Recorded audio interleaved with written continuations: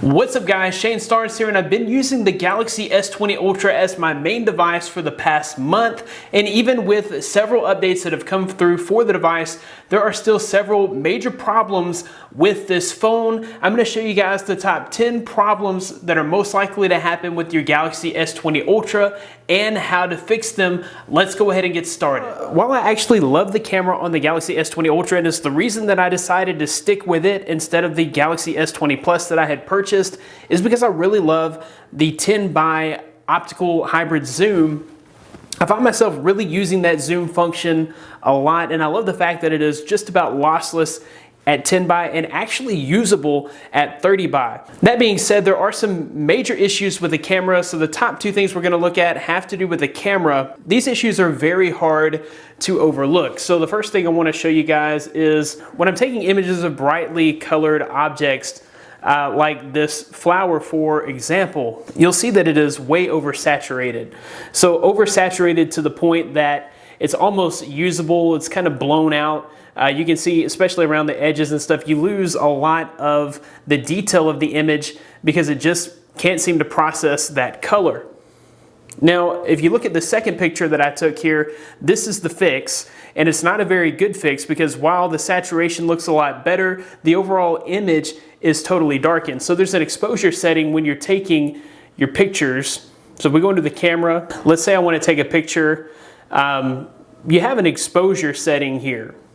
So when you try to shoot a photo automatically, if the colors are very vivid and say that there's a lot of sunlight outside, you're going to find that you get way overblown saturation, so to the point where it's not usable. But the fix for that would be to turn down your exposure. So you just you'll slide down this exposure button. Now that's going to fix your saturation. It is going to really dim the picture, so overall you may find that even that picture is not usable, but to me it's more usable with a toned down saturation. You can actually see the detail in the photo. Now the second issue once again has to do with focus. Now I am on, I'll go ahead and go into my settings here, and I'll show you guys in my about camera. I'm on version 10.0.02.7. This is the latest camera. All right, and the software version here is the ATCT. This is after the ATCH, which was supposed to have the camera update. So we're on the very latest firmware, the very latest camera update. Any issues that were resolved with software would have already been resolved. So the main issue that I'm finding with the camera is the issue that I have with my focus. And where this becomes an issue, maybe you're just trying to take a candid shot, or you see a moment and you want to capture that. You're not really worried about getting the focus. The autofocus should be able to get the focus correct every time. One thing that you can do to fix that and get perfect focus every time is just remember, until they get this totally squared away, tap to focus. So anytime you want to make sure that you're getting focus correct every time, just tap to focus. It's something that we shouldn't have to think to do. Autofocus should take care of it for us. But you can tap to focus to get perfect focus every time with the Galaxy S20 Ultra. As kind of another example here, if I just kind of stick my hand in front, you can see that it's still kind of slow here. It's a whole lot better than it was for sure. But sometimes it just won't find the focus. Like, it's taking forever to find the focus. My hand has been placed in front of the camera and it doesn't know what to do here. And this is after the latest firmware. It finally found focus. And now did you see it took, a second or so to find focus after I moved my hand. So it's definitely better than it was, but it still needs improvement. You're not going to get perfect, see there it is again, you're not going to get perfect focus every time on autofocus. If I move my arm, it still took it a second to find focus. But if you want perfect focus every time, just tap to focus and you're going to get perfect focus every time. Maybe you're finding that you're not getting all of your notifications. So you're not getting your Gmail notifications in particular. You may go into your Gmail application and then all of a sudden 3 or 4 emails come through that should have came through throughout the day. You're just not seeing those notifications. That is a battery optimization feature of the new Samsung devices. So to fix that, we're going to go into settings. We're going to search for optimized battery usage. Okay, and then we're going to find the Gmail app. You may have to go and select all and then go down to Gmail. All right, so if that is selected, unselect it, and then all of your notifications will come in as your emails come through. So another common issue, especially if you're using a screen protector, I currently have the white stone dome screen protector, and it is the screen protector that I would recommend for any phone, especially one with an in-display fingerprint sensor like the Galaxy S20 Ultra, because it actually applies to the phone with a resin, meaning that there can be no air pockets. It is most compatible with the in-display fingerprint sensor on the Galaxy S20 Plus. If you're using any other type of screen protector, and maybe even with the white stone dome screen protector, you may see a message saying press a little bit harder, or you get some kind of error where it's misreading. So one thing that you want to make sure to do is go into your settings, go to display, go to touch sensitivity, and make sure this is turned on. If you're using any screen protector, including the screen protector that comes with the Galaxy S20 Ultra, you want to make sure that this touch sensitivity is turned on. And then also do make sure that you go ahead and re-register your fingerprints. If you're having issues with the fingerprint scanner in general, maybe it misreads your fingerprint, or maybe you're having to touch the fingerprint scanner more than once to unlock your phone, you may want to consider the way that you're actually adding your fingerprint. So whether or not you have a fingerprint scanner, there's a specific way that you want to add your fingerprint to get the best possible use out of that fingerprint scanner. So you'll go to add fingerprint, and then the first time that you add the fingerprint, you're going to want to just add it in the way that you would naturally hold the phone. All right, so once you've added your fingerprint in the way that you would naturally hold your phone, go ahead and add another fingerprint, and this time add it from different angles. This is just going to help the fingerprint reader to understand and map out your fingerprint more easily. And if you're not holding the phone perfectly, you shouldn't get misreads as long as you do add the fingerprint from multiple angles.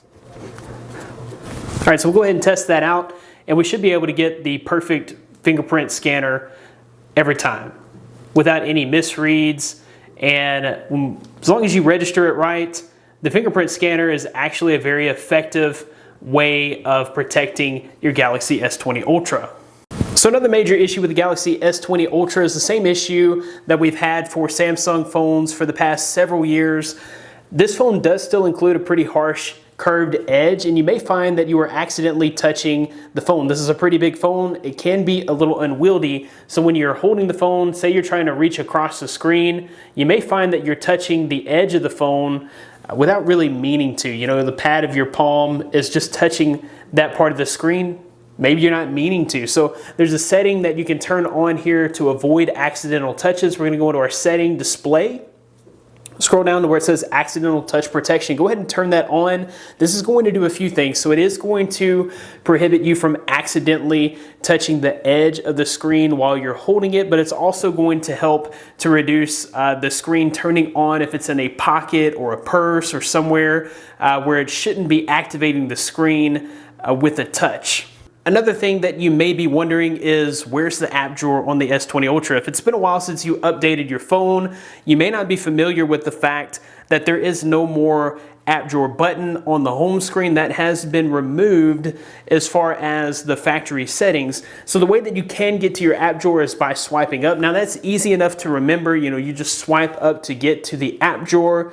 But maybe you want to have your app drawer button back. That's easy enough to fix. All you got to do is swipe in.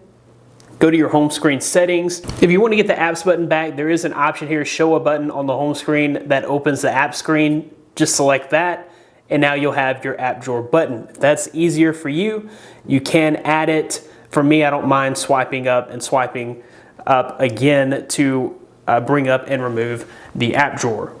So another thing that you may find kind of aggravating or annoying is that applications are not always taking up the entire use of your screen space. You have this gigantic screen. This does have a weird aspect ratio though, so not every app is designed to fit the aspect ratio of the Galaxy S20 Ultra or screens like it.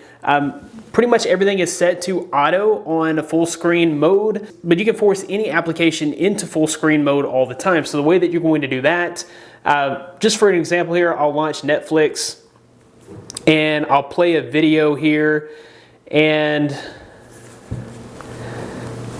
you can see that it cuts off the screen on the side.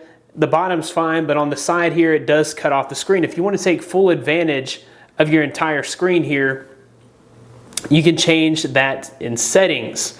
So you go to your settings, search for full screen apps, and then find Netflix or whichever application you'd like to be in full screen mode all the time. Change it from auto to full screen. And then if we go back and launch Netflix again, and we launch the same video, you'll see that it's now taking advantage of the full screen. If you don't mind that little camera punch out hole being in the way, then you get the entire screen that you can take advantage of while watching video. Alright, so on some Samsung devices, over time you'll find that they can be a bit laggy or unresponsive. I've never had that issue with my Note 10 Plus or my Galaxy S20 Ultra or my Galaxy S20 Plus. I did have the issue with the Galaxy S10e. So if later on down the road you do find that you're running into that issue where apps are freezing or locking up, or you're needing to restart your device, the way that you're going to do a hard reset is you're going to press and hold volume down and power for 7 seconds, and that's going to do a soft reboot of your phone, and then you should be able to go through and make any adjustments there, and that's going to get you out of a locked status.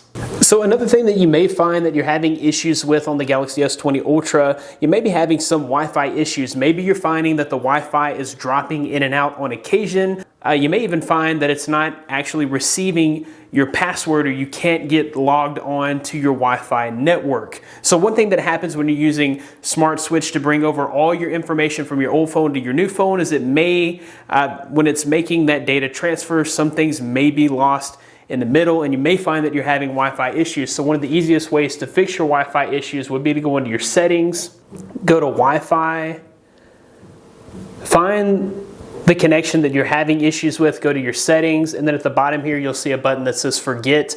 Go ahead and press the forget button and re-enter your Wi-Fi passcode, and that should fix all of your issues with your Wi-Fi. And while we're talking about Wi-Fi, you may find that while you're on Wi-Fi, all your notifications may not be coming through. Maybe when you leave the house, you notice an influx of notifications that are coming through that for whatever reason didn't come through while you were on Wi-Fi. That could be a battery optimization setting that's enabled by default on your Samsung Galaxy S20 Ultra. So in order to fix this, we're going to go back into our Wi-Fi settings. So settings, connections, and Wi-Fi. We're going to go and press the menu button and go to advanced.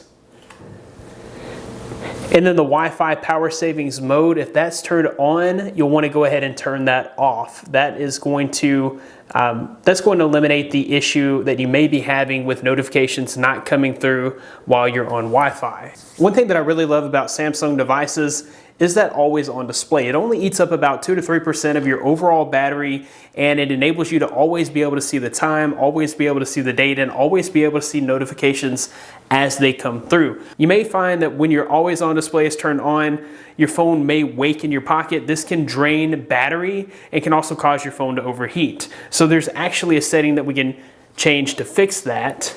So we'll go into our settings, we'll go into advanced features, we're going to go into motions and gestures, and we're going to turn off lift to wake. This way your phone is not accidentally waking up the screen when you're not actually meaning for the screen to wake. I've had some folks that are new to Samsung phones, or maybe they haven't upgraded their phone in quite a while. They were excited about the IP water resistance rating on their new Galaxy S20 or S20 Ultra. Of course, they got their phone wet, and now their speakers are muffled, and they're freaking out. You know, what do I do?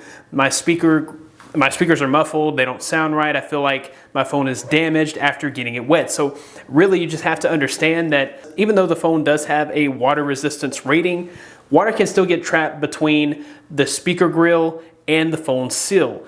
That being said, as long as the phone is wet, the speaker may be a little muffled. It normally takes about 24 hours for the phone to dry out completely. The phone isn't damaged, so don't freak out if that happens to you. Just understand and know it may take 24 hours for your phone to dry out, and then you can resume normal usage of the phone and you'll have crystal clear speakers like before. One thing that Samsung does do to protect your phone if it does get wet is it blocks charging. So you can't actually charge through your port if there's any moisture detected. This can sometimes happen if it's a summer day and it's just rain and maybe there's a lot of moisture in the air. That message can actually come through. So a few ways around that: you can store your phone in a dry place for 24 hours until there's no more moisture detected in that charge port, or you can wirelessly charge your phone. Those are a few ways of getting around that moisture detected error that you can see whenever you're trying to plug up your phone. I think we actually covered 14 to 15 problems and how to fix them on the Galaxy S20 Ultra. I think once you have those problems fixed, this should be one of the best phones you've ever used.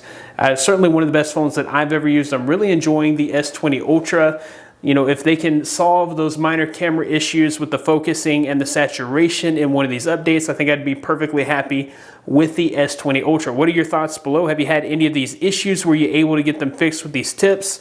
What do you think about the S20 lineup? Let me know in those comments below. Thanks guys for watching. Be blessed. I'll see you in the next one.